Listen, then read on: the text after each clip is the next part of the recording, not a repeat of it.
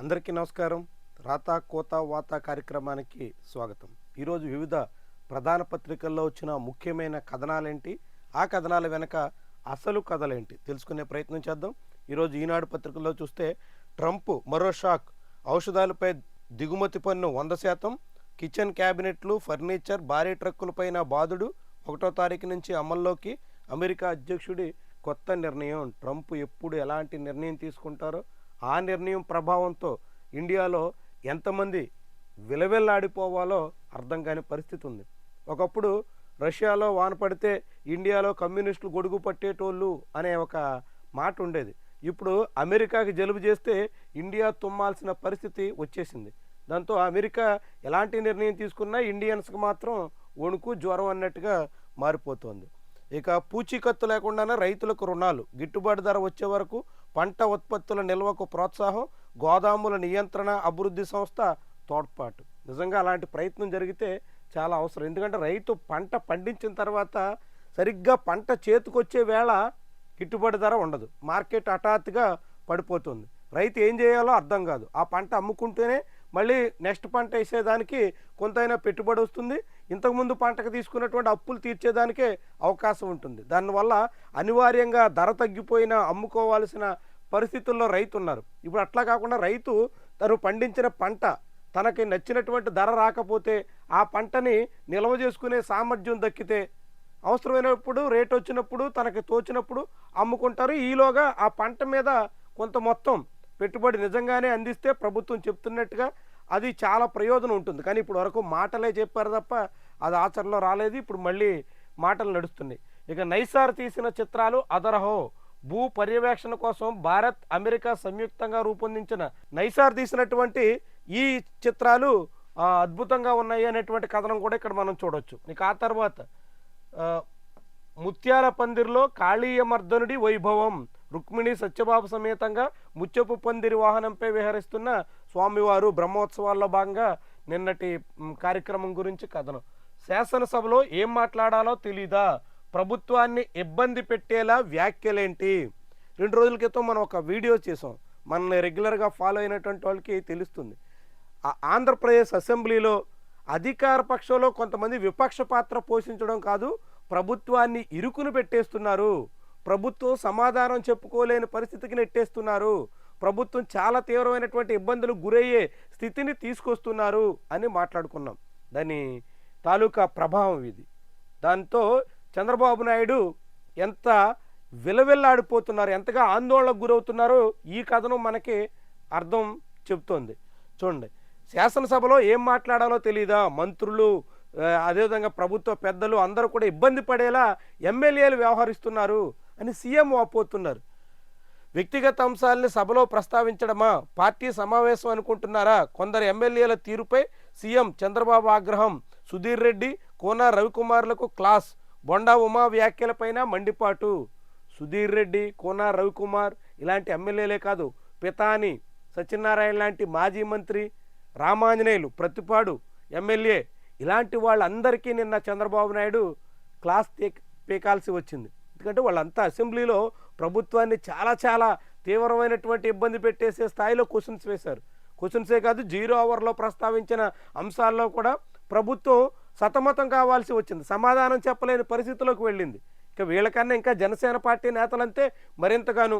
Tadepalligudem MLA Bolisetti Srinivas లాంటి వాళ్ళు రోడ్ల సమస్య మీద మాటలు తప్ప చేతలు లేవు అంటూ దులిపేశారు. ఇట్లాంటి అనేక రకాలుగా చంద్రబాబు అసెంబ్లీలో తెలుగుదేశం పార్టీ నేతలు, జనసేన పార్టీ నేతల తీరుతో ఎంత ఇబ్బంది పడుతున్నారో నిన్నటి సమావేశం చాటుతోంది. వాళ్ళందరినీ పిలిచి అట్టా కాదు ఇట్టా, ఇట్టా కాదు అట్టా అంటూ నచ్చజెప్పే ప్రయత్నానికి చంద్రబాబు పూనుకోవడం చాలా చాలా విస్మయకరం. అసెంబ్లీలో మీరు పలానా ప్రశ్నలు వేయకండి, ప్రభుత్వాన్ని ఇబ్బంది పెట్టకండి, మంత్రులు ఇరకాటంలో పడే స్థితిని తీసుకురాకండి అని సీఎం తన పార్టీ ఎమ్మెల్యేలని ఆదేశించాల్సిన పరిస్థితి వచ్చిందంటే ప్రభుత్వం ఎట్లా ఉందో అర్థం చేసుకోవచ్చు మనమంతా. 4 నగరాల్లో యోగా ప్రచార కేంద్రాలు, పాఠశాల విద్యకు ఒక్కో విద్యార్థిపై 18,000 ఖర్చు అవుతుంది. ప్రైవేటు బడుల్లో ఆ వ్యయం 32,000. అంటే ప్రభుత్వ బడుల్లో పెడుతున్న దానికన్నా మరొక 70% అదనంగా ప్రైవేటు బడుల్లో పెడుతున్నారు. మరి ప్రైవేటు బడుల్లో నాణ్యత కోసం జనం పరిగెడుతున్నారు అంటే ఇదొక కారణం కూడా కావచ్చు. 9 నుంచి 12 తరగతుల్లో 11.2% మంది చదువు మానేస్తున్నారు. 9th, 10th, inter first year, second year, కొంతమంది 10th అయిన తర్వాత మానేస్తున్నారు, కొందరు 10th కాకుండానే ఆగిపోతున్నారు. మొత్తంగా 11% మంది డ్రాప్ అవుట్స్ ఉన్నారు. చిల్డ్రన్ ఇన్ ఇండియా 2025 రిపోర్టు ప్రకారంగా ఈ వ్యవహారం వెలుగులోకి వచ్చిందన్నట్టు ఈనాడు కథనం సారాంశం. ఇక సాక్షి పత్రికలో చూస్తే వ్యక్తిగత స్వేచ్ఛను హరిస్తే ఎలా, రిటైర్డ్ సీజే కామెంట్. మరి ఆయన సీజేగా ఉన్నప్పుడు ఏం చేశారు? జేఎన్యూ విద్యార్థులకు సంబంధించినటువంటి బెయిల్ పిటిషన్లో ఆయన బెంచ్ మీద ఉండగా పలుమార్లు వచ్చినప్పటికి కూడా వాయిదాలే వేశారు. మరి బెయిల్ అన్నది వ్యక్తిగత హక్కు అన్నప్పుడు మరి ఎందుకు రావట్లేదు? మన ఫార్మాపై ప్రభావం ఉండదు, ట్రంప్ సుంకాల ప్రభావం అన్నట్టుగా ఈ సాక్షి పత్రికలో వచ్చినటువంటి కథనం. ఇక social media activist Soundar Reddy అక్రమ అరెస్టుపై సిబిఐ దర్యాప్తు. చంద్రబాబు పరువు పోయేటువంటి ఘటన. చంద్రబాబు సర్కారులో పోలీసు ఎంత యథేచ్ఛగా బరి తెగించి సాగుతున్నారో నిన్న ఏపీ హైకోర్టు రుజువు చేసింది. పోలీసుల తీరు మీద, రిమాండ్ రిపోర్టు మీద, వాళ్ళు ఇచ్చినటువంటి చెప్తున్నటువంటి అంశాల మీద హైకోర్టు పూర్తిగా అనుమానం వ్యక్తం చేసింది. అంటే ఒక పోలీసు యంత్రాంగం మీద, ఆంధ్రప్రదేశ్ పోలీసుల పనితీరు మీద హైకోర్టుకి విశ్వాసం కుదరకపోవడంతో కేంద్ర దర్యాప్తు సంస్థల్ని విచారణకు ఆదేశించిందంటే చంద్రబాబు సర్కారుకి తల వంపులు. ఈ ప్రభుత్వంలో పోలీస్ యంత్రాంగం అప్రతిష్ట పాలవుతోందనడానికి ఇదొక ఉదాహరణ. ఇప్పటికే అనేక మార్లు ఏపీ హైకోర్టులో పోలీసులకు తలంటేశారు. పోలీసుల తీరు మీద తీవ్రమైనటువంటి కామెంట్ చేశారు. పోలీసులు అధికార పక్షానికి ఒత్తాసు పలుకుతున్నారు, అధికార పక్షానికి తొత్తులుగా సాగుతున్నారు అనేటంత స్థాయి వరకు కూడా వెళ్ళారు. అలాంటి పోలీసుల పనితీరుని ఏపీ హైకోర్టు అనుమానించింది. ఏమాత్రం నమ్మకం లేదని చెప్పింది. కేంద్ర దర్యాప్తు బృందాలని పిలిచింది. ఆ సవీందర్ రెడ్డి అరెస్ట్ విషయంలో పోలీస్ యంత్రాంగం, ఏపీ పోలీసులు అడ్డంగా బుక్ అయినట్టు కనిపిస్తుంది. మరి సిబిఐ ఈ కేసును నిజంగా పకడ్బందీగా దర్యాప్తు చేస్తే ఏపీ పోలీసులు అనేక మంది ఈ వ్యవహారంలో ఇరుక్కుపోవడం ఖాయం. ప్రభుత్వ పెద్దల ఆనందం కోసం, ప్రభుత్వ పెద్దల కళ్ళల్లో సంతోషం కోసం కొంతమంది పోలీసులు ఎంత బరి తెగించి సాగుతున్నారో ఈ ఉదంతాలు చాటుతాయి. ఇంత చాలా బాహాటంగా సాయంత్రం 4 గంటలకు విజయవాడలో బయలుదేరినటువంటి వ్యక్తి కుంచెనపల్లి వచ్చిన తర్వాత హఠాత్తుగా మాయమైపోయారు. 6-6:30 ప్రాంతంలో ఆయన కిడ్నాప్ అయ్యారు. 7 గంటలకు భార్య వచ్చి తాడేపల్లి పోలీస్ స్టేషన్లో ఫిర్యాదు కోసం ప్రయత్నం చేశారు. కానీ పోలీసులు మాత్రం 8 గంటల తర్వాత అరెస్ట్ చేసినట్టుగా రిమాండ్ రిపోర్ట్లో పేర్కొన్నారు. రిమాండ్ రిపోర్ట్ కన్నా ముందే మధ్యవర్తుల రిపోర్టు తయారు చేసినట్టుగా అధికారికంగా హైకోర్టుకి నివేదించారు.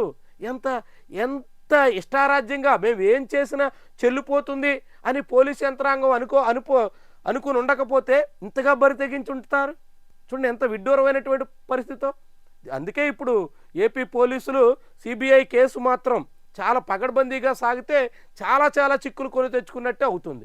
ఆంధ్రప్రదేశ్లో పోలీస్ యంత్రాంగం ఎంతగా నిర్లజ్జగా సాగుతుందన్నది ఈ ఉదంతం చాటుతోంది. ఇది ఒకవైపు సాగుతుండగానే మరొక వైపు కూడా వరుసగా అరెస్టులే. సోషల్ మీడియా కార్యకర్తలను అరెస్ట్ చేస్తుంటున్న తరుణంలో కోర్టులు చాలా తీవ్రంగా స్పందించాల్సి వస్తుంది. ఒకటి తర్వాత ఒకటి అన్నట్టుగా ఈ ఉదంతాలు. దళిత చైర్మన్కు అవమానం, తీవ్ర రాజ్యాంగ ఉల్లంఘన, విపక్ష సభ్యుల నినాదాలతో దద్దరిల్లిన శాసన మండలి. ఆంధ్రప్రదేశ్ రాష్ట్ర ప్రభుత్వం చాలా ఏకపక్షంగా సాగుతోంది. శాసన మండలికి చైర్మన్గా వైఎస్ఆర్సీపీ నాయకుడు మోషన్ రాజు ఉండడంతో ఏ మాత్రం నిబంధనలు, ప్రోటోకాల్ పద్ధతులు పాటించడం లేదు అనేదానికి ఇది ఒక ఉదాహరణ. నిన్న ఒకటి మనం మాట్లాడుకున్నాం. ఆంధ్రప్రదేశ్లో డిఎస్సిలో ఎంపికైనటువంటి అభ్యర్థులకి నియామక పత్రాల పంపిణీ కార్యక్రమంలో బీజేపీ నేతకు ప్రోటోకాల్ ఉల్లంఘించి అవకాశం ఇచ్చారు. కేవలం బీజేపీ పార్టీ రాష్ట్ర అధ్యక్షుడు అనేటువంటి పేరుతో పివిఎన్ మాధవ్కి వేదిక మీద చోటిచ్చారు. అది ప్రోటోకాల్ ఉల్లంఘన. అధికారిక కార్యక్రమంలో పార్టీ నేతలకు పెద్దపీట వేయడం ఎక్కడా తగదు అని మాట్లాడుకున్నాం. ఇక్కడ అధికారిక కార్యక్రమంలో మండలి చైర్మన్ని పూర్తిగా ఉపేక్షించేస్తున్నది. ఇది కొత్త కాదు. వాస్తవానికి ఎమ్మెల్యేలు, ఎమ్మెల్సీలకు సంబంధించినటువంటి ఆటల పోటీలు పెట్టినటువంటి సమయంలో శాసన మండలి చైర్మన్ మోషన్ రాజు ఫోటో కూడా వేయలేదు. మోషన్ రాజుని పట్టించుకోలేదు. దాని మీద నిరసన వ్యక్తం కావడంతో అప్పటికప్పుడు చిన్న చిన్న పిక్స్ తీసుకొచ్చి అతికించిన చరిత్ర ఆంధ్రప్రదేశ్లో జీఏడీకి ఉంది. జనరల్ అడ్మినిస్ట్రేషన్ డిపార్ట్మెంట్ అధికారులు ఎంత యథేచ్ఛగా సాగుతున్నారో, పూర్తి రాజకీయ పక్షపాతంతో నడుస్తున్నారో ఈ ఉదంతం మరోసారి తేటతెల్లం చేస్తుంది. ఆంధ్రప్రదేశ్ అసెంబ్లీలో అదనపు భవనం ఒకటి నిర్మించారు. G+1 అన్నట్టుగా నిర్మించి అక్కడ ఒక మీడియా పాయింట్, ఆ పైన చైర్మన్కి ఇతరులకి అందరికీ రూమ్స్ ఇవన్నీ ఏర్పాటు చేశారు. దాని ప్రారంభోత్సవం మోషన్ రాజుకి ఆహ్వానం కూడా లేదు. ఆహ్వానమే కాదు, కనీసం శిలాఫలకం మీద ఆయన పేరు కూడా వేయలేదు. పూర్తిగా ప్రోటోకాల్ని ఎంత తుంగలో తొక్కేస్తున్నారో, నిబంధనలు ఎంత యథేచ్ఛగా ఉల్లంఘించేస్తున్నారో ఈ ఉదంతాలు చాటుతుంటాయి. కేవలం ఎస్సీ నాయకుడు అనే కారణంతోనే ఇట్టా చేస్తున్నారు అన్నట్టుగా వైఎస్ఆర్సీపీ ఆరోపిస్తుంది. ఎస్సీ అయినా మరొకరైనా శాసన మండలి చైర్మన్కి ఇవ్వాల్సినటువంటి గౌరవం ఇవ్వడానికి చంద్రబాబు సర్కారు సిద్ధం కావడం లేదు. తమకు తోచినట్టుగా, తమకు నచ్చినట్టుగా సాగుతోంది. అధికార యంత్రాంగం ప్రోటోకాల్ ఉల్లంఘనకు పాల్పడుతూ పదే సభ్యుల హక్కుల ఉల్లంఘనకు కూడా పాల్పడుతున్నట్టుగా భావించాల్సి ఉంటుంది. ఎందుకంటే శాసన మండలి చైర్మన్కి ప్రాధాన్యత ఇవ్వకపోతే సభా హక్కుల ఉల్లంఘన నోటీస్ కింద జీఏడీ అధికారుల్ని సభకు కూడా పిలిచే అవకాశం ఉంటుంది. మరి అంతవరకు వెళ్తారా లేదా అన్నది పక్కన పెడితే ఇదొక చాలా తీవ్రమైనటువంటి అంశంగా చూడాల్సి ఉంటుంది. ఇక దళిత యువకులపై సిఐ దాష్టీకం, అరికాళ్లపై లాఠీలతో కొట్టి గులకరాళ్లపై నడిపించిన వైనం, తెల్ల కాగితాలపై సంతకం పెట్టించుకుని ఎక్కడైనా చెబితే మళ్ళీ ఇదే గతి పడుతుందని హెచ్చరిక, అంబేద్కర్ విగ్రహ ఏర్పాటులో కీలకంగా ఉన్నారనే అక్కసు, టీడీపీ ఫ్లెక్సీలు తొలగించారన్న తప్పుడు ఫిర్యాదుతో రెచ్చిపోయిన సిఐ, బాపట్ల జిల్లా పోలీసులు తమ అరికాళ్లపై కొట్టిన గాయాలు చూపుతున్న ప్రమోద్ పోతులూరి. చూడట పోలీసు యంత్రాంగం ఒకవైపు ఏమో హైకోర్టు ఆంధ్రప్రదేశ్ పోలీసుల తీరుని తలంటేస్తుంటే మరొకవైపు ఎంత యథేచ్ఛగా సాగుతున్నారు. సాయి భార్గవ్ని ఎలా అరెస్ట్ చేస్తారు, వెంటనే విడుదల చేయాలని సిబిసిఐడి కోర్టు ఆగ్రహం, ఉత్తర్వులు. ఇది వర్సిటీయా లేక జైలా?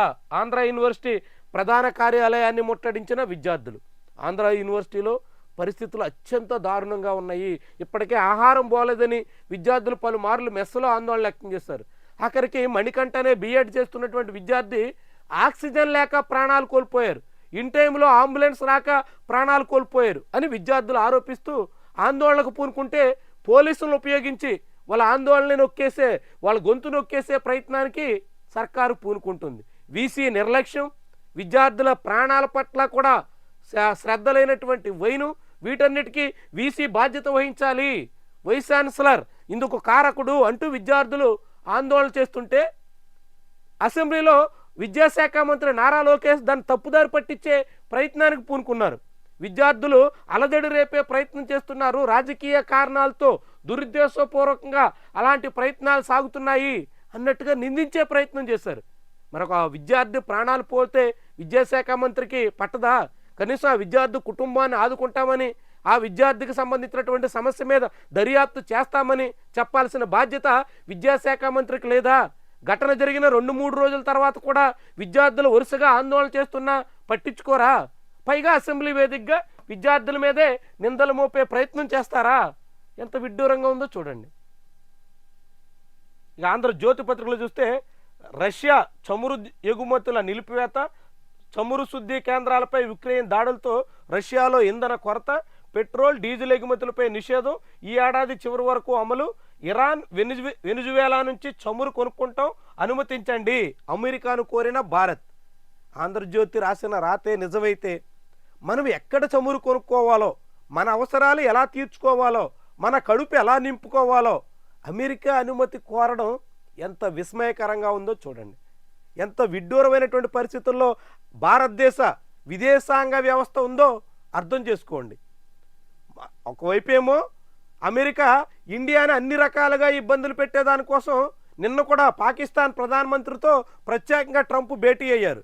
ఫార్మా సుంకాలు విధిస్తూ వచ్చే నెల 1వ తారీఖు నుంచి అమలు చేస్తామని చెప్తున్నారు.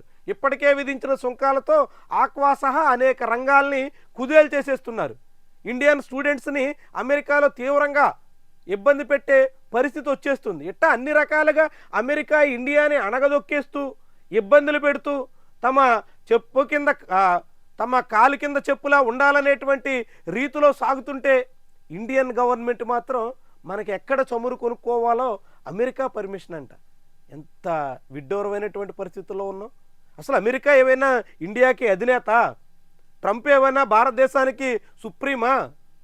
మనం ఎక్కడ ఆయిల్ కొనుక్కోవాలి, మన దేశ అవసరాలు ఎలా తీర్చుకోవాలి అన్నది ట్రంప్ పర్మిషన్ ఉండాలి అన్నట్టుగా ఇండియన్ గవర్నమెంట్ సాగడం అంటే ఎంత సిగ్గుచేటు. ఒకవైపు ఏమో విశ్వగురు, ఇంకా ప్రపంచం అంతా దాసోహం అయిపోతుంది, అమెరికా వాళ్ళే మోదీ ముందు తల వంచేస్తున్నారు, ఇట్టా ప్రచారం ఏమో మన దగ్గర సోషల్ మీడియాలో మనమేమో ఎక్కడ చమురు కొనుక్కోవాలి, ఇరాన్ నుంచి చమురు కొనుక్కుంటాం, వెనుజువేలా నుంచి తీసుకుంటాం, మాకు పర్మిషన్ ఇవ్వండి అంటూ అమెరికాని కోరడమా? అమెరికా పర్మిషన్ ఇస్తుందా? అమెరికా పర్మిషన్ ఇవ్వాలంటే అందుకేమో కండిషన్ పెడుతుంది, ఆ కండిషన్కి తలొగ్గితే మనం అమెరికాకి సామంత రాజ్యంగా మారిపోతాం తప్ప సార్వభౌమత్వ అధికారాన్ని మాత్రం కోల్పోయే ప్రమాదం ఉంటుంది. ఇది మరి ప్రభుత్వం గుర్తిస్తుందో లేదో.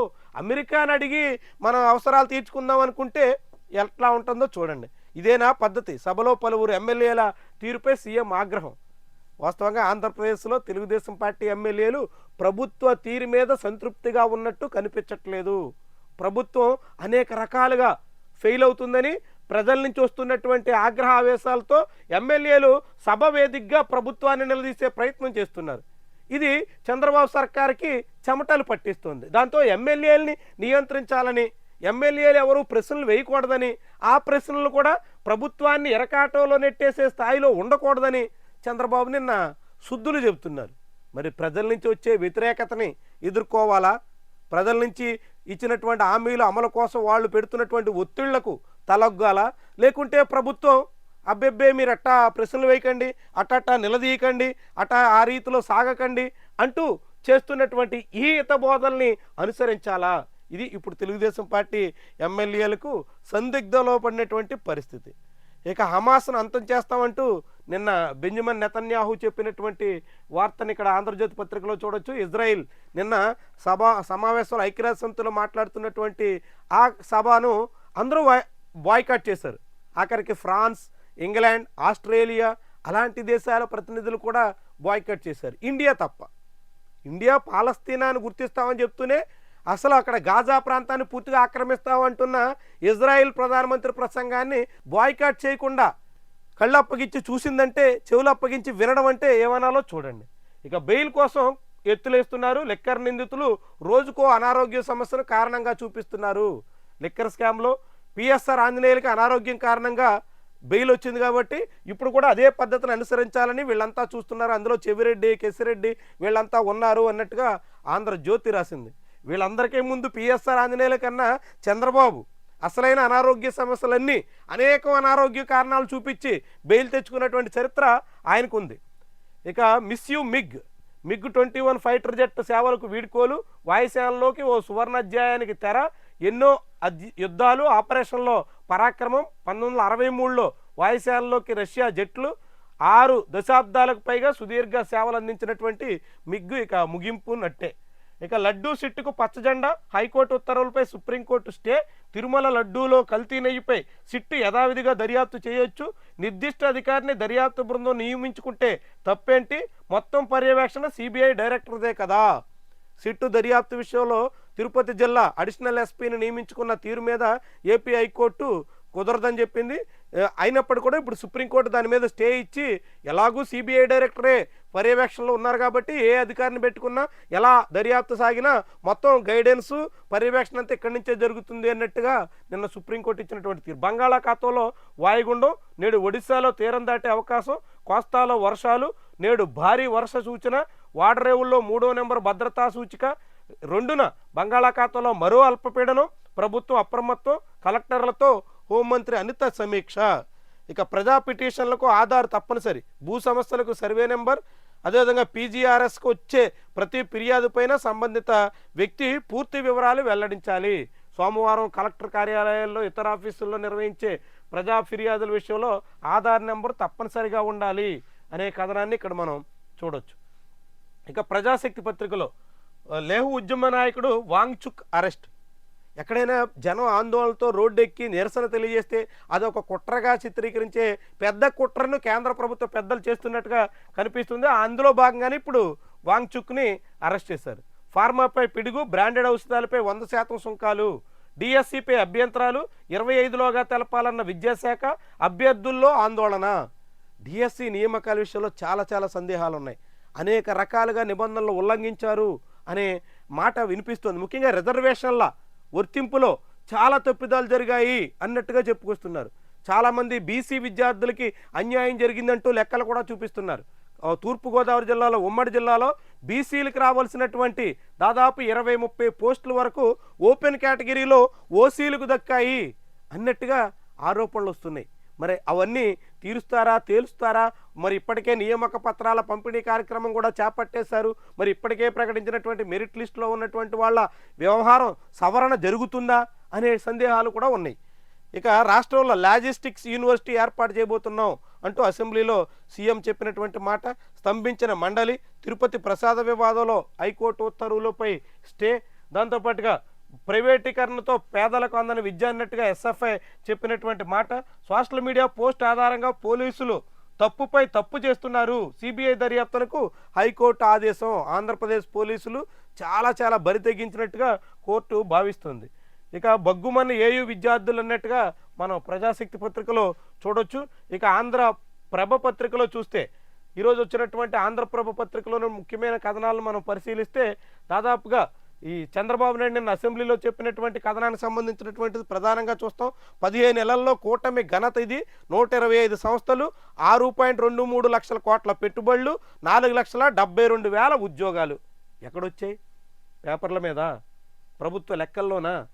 4,72,000 కోట్ల రూపాయల 4,72,000 ఉద్యోగాలు ఆంధ్రప్రదేశ్లో 6.5 లక్షల కోట్ల పెట్టుబడుల ద్వారా వచ్చేసాయట.